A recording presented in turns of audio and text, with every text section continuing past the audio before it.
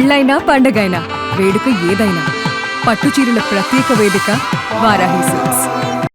వివాదాస్పదంగా ఏలూరు ఎంపీ పుట్ట మహేష్ కుమార్ యాదవ్ ప్రవర్తన ఉంది అనేటువంటి మాట, అలాగే బీఆర్ఎస్ మాజీ ఎమ్మెల్యే పైలట్ రోహిత్ రెడ్డి తీరు కూడా అదే విధంగా ఉందని కూడా చెప్తూ ఉన్నారు. ప్రజాప్రతినిధులుగా ఉండి డ్రగ్స్ తీసుకోవడంపై విమర్శలు వెలువెత్తుతున్నాయి. వీళ్లే నాయకులు అంటూ సోషల్ మీడియాలో కామెంట్స్ పెడుతున్నారు. జనం కోసం ఆలోచిస్తారా అంటూ కూడా విమర్శలు గుప్పిస్తున్నారు. మత్తులో జోగుతున్నటువంటి వాళ్లను రాజకీయ సమాధి చేయాలంటూ జనం కామెంట్స్ పెడుతున్నారు. పుట్ట మహేష్ డ్రగ్స్ టెస్ట్లో దొరకడంపై టీడీపీలో రచ్చ చోటు చేసుకుంది. పుట్ట మహేష్ తండ్రి పుట్ట సుధాకర్కు టీడీపీలో మంచి పట్టున్నటువంటి పరిస్థితి. సీఎం చంద్రబాబు వద్ద మంచి పేరు కూడా ఉంది. గతంలో టీటీడీ బోర్డు చైర్మన్గా కూడా పనిచేశారు పుట్ట సుధాకర్. మాజీ మంత్రి యనమల కుటుంబంతో పుట్ట ఫ్యామిలీకి మంచి సంబంధాలు అయితే ఉన్నాయి. ఇటు బీఆర్ఎస్ నేత పైలట్ రోహిత్ రెడ్డి పైన విమర్శల వర్షం కురుస్తోంది. నిత్యం వివాదాలకు కేంద్రంగా పైలట్ రోహిత్ రెడ్డి ఉంటున్నారు. గతంలో ఎమ్మెల్యేల కొనుగోలులో కీలక సూత్రధారిగా ఉన్నారు ఆయన.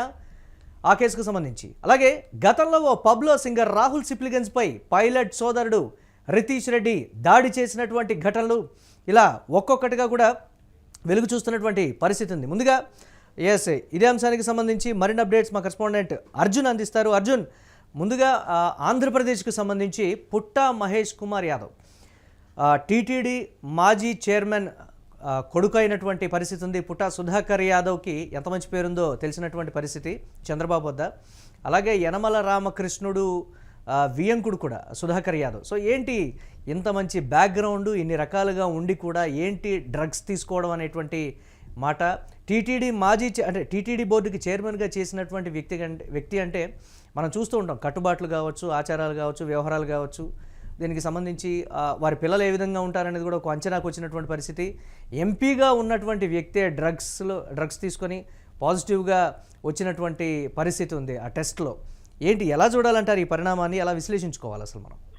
ఎస్ మురళి, అంటే రాజకీయాల్లో ఉన్నప్పుడు ఒళ్ళు దగ్గర పెట్టుకుని ఉండాలి అనే సూత్రాన్ని చాలా వరకు కూడా ప్రజాప్రతినిధులు అలవాటు చేసుకోవాల్సిన అవసరం ఎంతైనా ఉన్నా. అంటే రాజకీయాల్లోకి ఒకసారి అడుగు పెట్టాము అని అంటే మనకు ఉన్నటువంటి వ్యక్తిగత అలవాట్లు కానీ లేదా వ్యక్తిగత వ్యసనాలు, అలాగే దేనిగా ఏదైతే మన బలహీనత ఉంటుందో ఆ బలహీనతను మనం పక్కన పెట్టుకోవాల్సినటువంటి అవసరం ఉంది. ప్రజాసేవలో నిమగ్నం కావాల్సిన, అంటే ప్రజలకు, అంటే నమ్మిన వాళ్లకు, ముఖ్యంగా అక్కడ ఏదైతే మనల్ని నమ్మి 10 మంది ఓటేసినా 20 మంది ఓటేసినా సరే ఆ 10 మందికి మనం నిజమైనటువంటి ప్రతినిధిగా వాళ్ళ సమస్యలకు కానీ వాళ్ళ సమస్యల పరిష్కారానికి కానీ లేదంటే వాళ్లను, అంటే సమాజంలో వాళ్ళు తలెత్తుకునే విధంగా మేము ఓటు వేసిన వ్యక్తి నిజాయితీ, అంటే మేము ఓటు వేసిన వ్యక్తి మంచివాడు అనే ఒక ఫీలింగ్, అంటే మా పరువు తీయలేదు అనే ఫీలింగ్ వాళ్ళలో కలగాలి. అటువంటి నాయకులే రాజకీయాల్లో కొనసాగాలి అనేదైతే చాలా వరకు కూడా మనం వింటూనే ఉంటాం. ఇప్పుడు పుట్ట మహేష్ యాదవ్ కి సంబంధించి చూసుకుంటే కనుక ఈయన వ్యవహార శైలి పూర్తిగా పుట్ట మహేష్ యాదవ్ అయినా పైలట్ రోహిత్ రెడ్డి అయినా సరే వీళ్ళిద్దరి బ్యాక్గ్రౌండ్ అనేది కొంత మంచి బ్యాక్గ్రౌండ్ నుంచే వచ్చారు. వీళ్ళిద్దరు కూడా ఏదో సాదాసీదా బ్యాక్గ్రౌండ్, ఏదో పిచ్ బ్యాక్గ్రౌండ్ నుంచి రాలేదు, లేదంటే గ్యాంగ్స్టర్లుగా రాజకీయాల్లో మారిన వాళ్ళు, రౌడీలుగా గ్యాంగ్స్టర్లుగా వీళ్ళు ఈ చరిత్ర కాదు.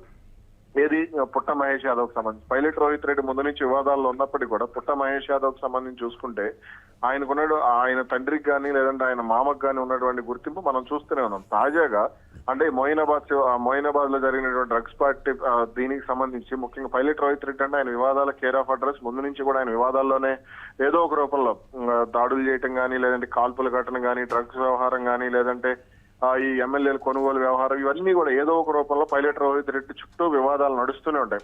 పుట్ట మహేష్ యాదవ్ విషయానికి వస్తే కనుక ఇతని తండ్రి మనం చూసుకుంటే పుట్ట సుధాకర్ యాదవ్ మైదుకూరు మాజీ ఎమ్మెల్యే. ఆయన టీటీడీ చైర్మన్ గా కూడా పనిచేశాడు. అదేవిధంగా మహేష్ యాదవ్ ను అంటే ఉన్నత విలువలతోనే పెంచారు అనేదైతే చాలా వరకు కూడా మనం వింటూ ఉంటాం.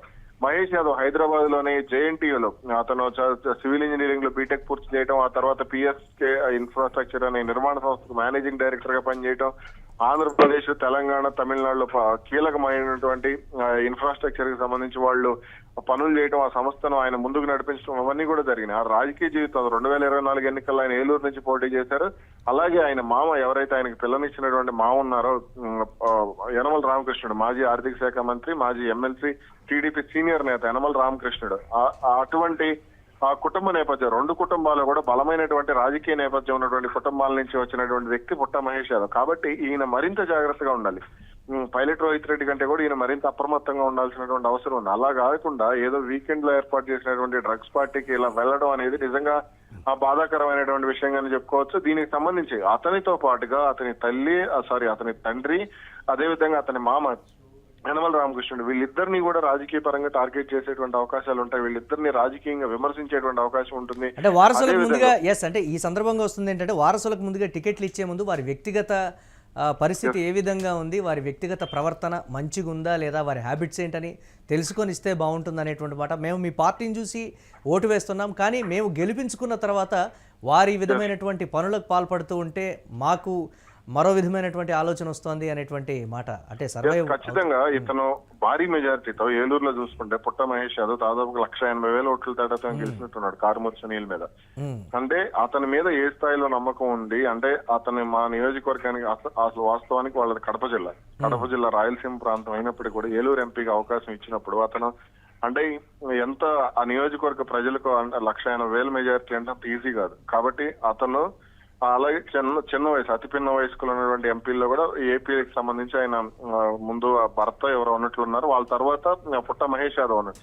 కాబట్టి ఇతను ప్రతి ఒక్కటి కూడా అంటే రాజకీయ వారసత్వాన్ని నిలబెట్టే విషయంలో ఇప్పుడు అతని దెబ్బ పుట్ట కుటుంబం మీద పడుతుంది, యనమల రామకృష్ణుడి మీద పడుతుంది, అలాగే టీడీపీ మీద పడుతుంది. అలాగే టీడీపీ అటు జనసేన పార్టీ లేదంటే వాళ్ళ ముందు కూడా పార్టీ చులకనయ్యేటువంటి అవకాశాలు ఉంటాయి కదా, అధినేతను తలదించుకోవాల్సినటువంటి పరిస్థితి ఉంటుంది ఖచ్చితంగా. అటు కార్యకర్తలు కూడా, ఎందుకంటే వీళ్ళను సోషల్ మీడియాలోనో లేదంటే ఎలక్ట్రానిక్ మీడియాలోనో మోసేటువంటి కార్యకర్తలు, రోడ్ల మీద జెండాలు మోసే కార్యకర్తలు, వీళ్ళందరూ కూడా సిగ్గుతో తలదించుకోప్పుడు రేపు పొద్దున ఆయన ఫోటో పట్టుకుని వాళ్ళు ఏ విధంగా రోడ్ల మీద తిరుగుతారు, ఆయన ఏ విధంగా చేయకూడతారు, పుట్ట మహేష్ యాదవ్ నాయకత్వం వర్దిల్లాలని ఏ విధంగా అరుస్తారు. కాబట్టి ఇవన్నీ కూడా అంటే వాళ్ళు అరిచినప్పుడు కూడా వాళ్ళకంటూ ఒక మనస్సాక్షి ఉంటుంది కదా. కాబట్టి ఇవన్నీ కూడా ప్రభావితం అవుతాయి. వాళ్ళ కార్యకర్తల పరువు, లక్షలాది మంది కార్యకర్తల పరువుతో కూడుకున్నటువంటి వ్యవహారం అది. ఏ రాజకీయ పార్టీ అయినా సరే, అతను టీడీపీ అవుతాడా లేదంటే వైసీపీ అవుతాడా జనసేన, ఇవన్నీ రాజకీయ పార్టీలు పక్కన పెట్టి ఏ పార్టీకైనా సరే కార్యకర్తల పరువును కాపాడేవాడు నాయకుడు అనే విషయాన్ని మరి పార్టీ నుంచి ఎందుకు ఇప్పటి వరకు స్పందన రాలేదు అనేది కూడా ఉంది కదా దీనికి సంబంధించి ప్రస్తుతానికి అయితే అటు టీడీపీ వర్గాల్లో కూడా కొంత చర్చ అయితే జరుగుతుంది. ముందు నెగిటివ్ వచ్చి తర్వాత పాజిటివ్ ఎందుకు వచ్చింది అంటే దీని వెనక ఏదైనా కుట్రుందా అనే యాంగిల్స్ లో కూడా కొంత సోషల్ మీడియాలో ప్రచారం జరుగుతూ వస్తోంది. కాబట్టి ఇప్పుడు ఇటువంటి అంశాలకు సంబంధించిన టీడీపీ అధిష్టానం, ఎందుకంటే టీడీపీ క్రమశిక్షణకు మారుపేరుగా టీడీపీని కూడా పదే చెప్తూ ఉంటారు. కాబట్టి ఇప్పుడు ఆ పార్టీ కూడా ఇటువంటి ఇప్పటికే కొలిగిపూడి లాంటి అంటే రాజకీయ పరమైనటువంటి అంశాలతో ఇబ్బంది పడుతుంది, అంతర్గత పోరుతో ఇటువంటి సంబంధించినటువంటి విమర్శలు ఎదుర్కొంటోంది టీడీపీ. కాబట్టి ఇటువంటి సమయంలో అసలే అటు పరిపాలన పరంగా కూడా చంద్రబాబు ఇప్పుడు మొన్న చూసాం, అప్పుడు ముఖ్యమంత్రిగా ఆయన దాదాపుగా 2 రోజులు కలెక్టర్ కాన్ఫరెన్స్, అసెంబ్లీ సమావేశాలు అయినాయి, మొన్న కేబినెట్ మీటింగ్ అయింది. ఇలా రాష్ట్ర ప్రభుత్వం అంతా ఉన్నప్పుడు, పార్టీ మొత్తం నిమగ్నమై ఉన్నప్పుడు అన్ని శాఖల మీద గాడిలో పెట్టాలి, ఏదో నాశనం చేశారు కాబట్టి గాడిలో పెడుతున్నాం అనే వాళ్ళు ఉన్నప్పుడు, తలమలకలై ఉన్నప్పుడు ఇటువంటి రాజకీయ పరమైనటువంటి వ్యవహారాలు ఇటు వ్యక్తిగతమైనటువంటి వ్యవహారాలు రాజకీయ పార్టీల మీద తీవ్ర ప్రభావం చూపిస్తే పరిపాలన మీద కూడా ప్రభావం చూపించేటువంటి అవకాశం ఉంటుంది. అలాగే ఈయన వెనకేసుకొచ్చేటువంటి ఇప్పుడు లోకేష్ టీం అని చెప్తున్నారు, లోకేష్ కూడా ఇబ్బందికరమైనటువంటి పరిస్థితులే ఉంటాయి కదా. కాబట్టి అలాగే పైలట్ రోహిత్ రెడ్డి విషయానికి వస్తే, పైలట్ రోహిత్ రెడ్డి ముందు నుంచి కూడా వివాదాస్పదమైనటువంటి నాయకుడు గానీ గుర్తింపు ఉంది ఆయనకి. అంటే కాంగ్రెస్ లో బీఆర్ఎస్ లో రెండు పక్కల ఉన్నాయి కదా, ఎలా టికెట్ ఇచ్చారు అనేది రెండు పక్కల ఉన్నాయి. ఆయన రాజకీయాల్లోకి తీసుకొచ్చి అంటే రాజకీయాల్లో ఆయన ప్రోత్సహించినటువంటి విశ్వేశ్వర రెడ్డి కూడా పైలట్ రోహిత్ రెడ్డి కారణంగా ఇబ్బంది పడ్డారు. ఆయన పార్టీ మారిన సమయంలో కూడా రోహిత్ రెడ్డిని పెద్ద ప్రాధాన్యత ఇవ్వలేదు.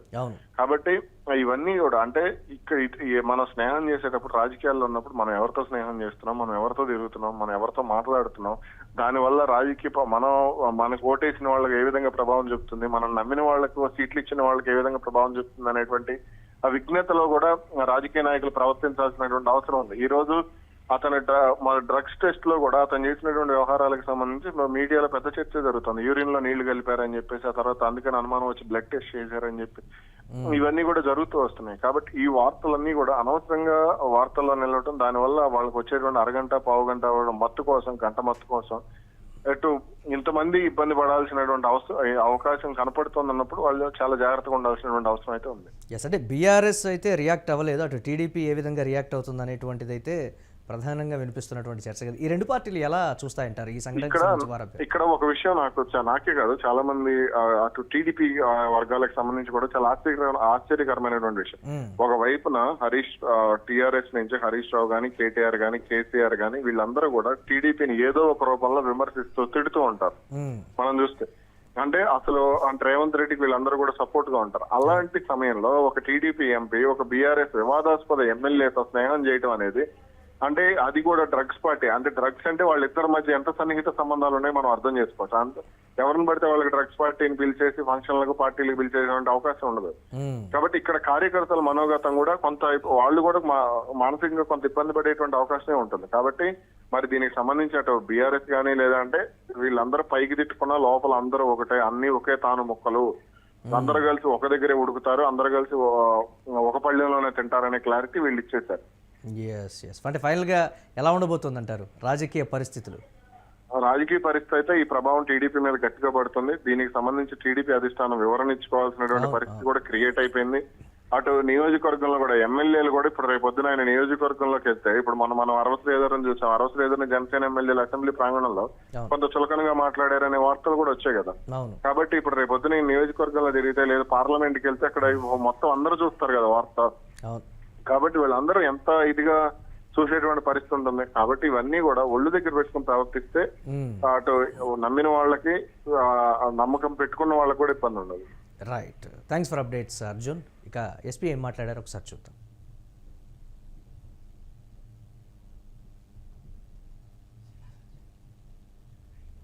అజీజ్ నగర్ ఏరియాలో బిఎంఆర్ ఫామ్ హౌస్ ఇన్ఫర్మేషన్ పైన ఈగల్ టీమ్, సోటల్ team plus local law and order police station వాళ్ళు అందరూ ఈరోజు ఒకటి రేడ్ చేయడం జరిగింది.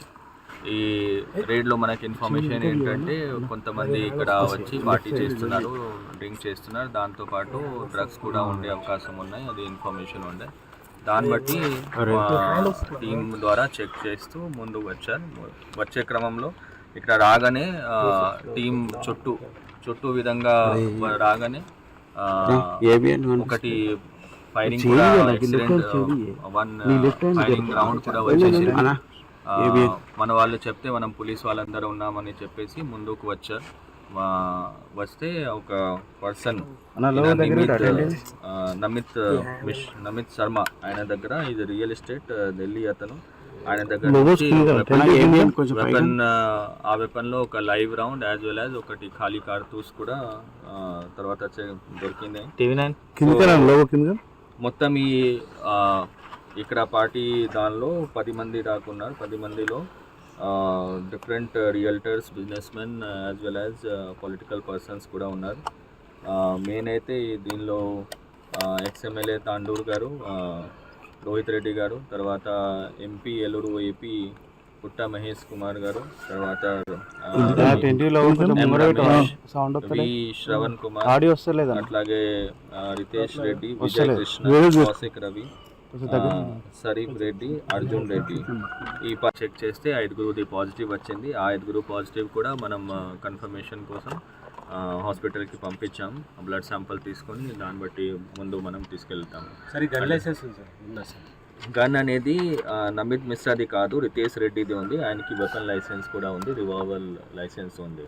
కానీ అతను కాల్చలేవు, ఆయన నమిత్ మిశ్రా ఉన్నారు.